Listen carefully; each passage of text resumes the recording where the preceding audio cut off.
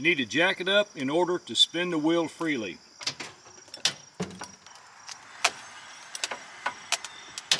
I go a little bit more because I don't want it dragging on gravel.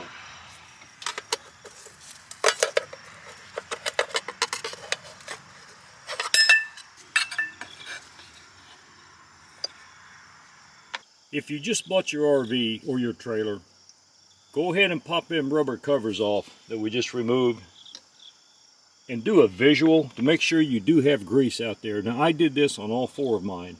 Dexter EZ Lube has actually shipped some of these axles bone dry, and the wheel bearings have burnt up on their maiden voyage on brand new RVs. Don't trust the dealerships into checking this out for you. Dealerships are notorious for not looking at nothing. So I know I had grease in there. So what I don't want to do is blow out that back seal. There's a back grease seal on the back of this drum, and if it blows out or even leaks out, that grease will end up on your brake shoes. Now you've got real problems. Now you have to take it all apart and give it a good brake clean bath. I know I got grease out here.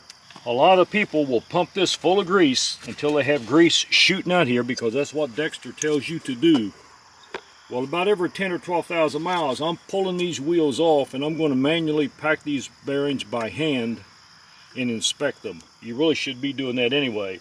So number one, before you do it, you need to jack it up enough. Don't put your hands under the tire, but check the end play.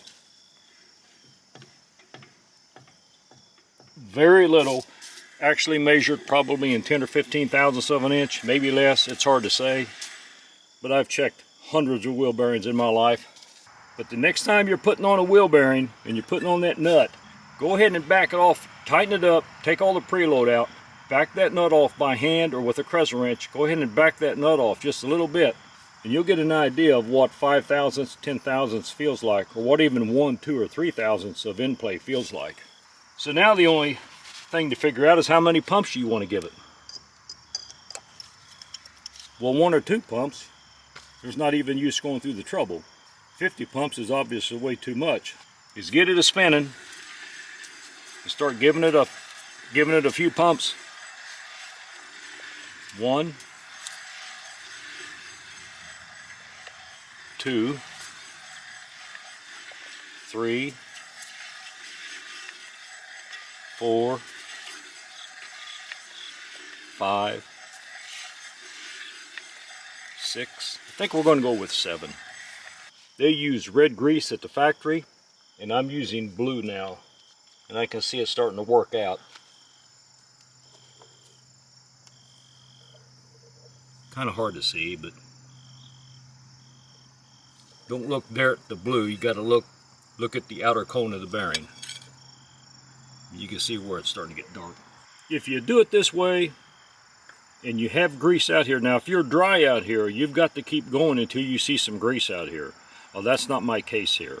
I'm in good shape on that. I just want to get some fresh grease kind of in the system, and it'll slowly work its way out until I do get to 10, 12,000 miles on it. And then I'll go ahead and pull them down and do a bearing inspection and repack them by hand and put them on and start the process all over again.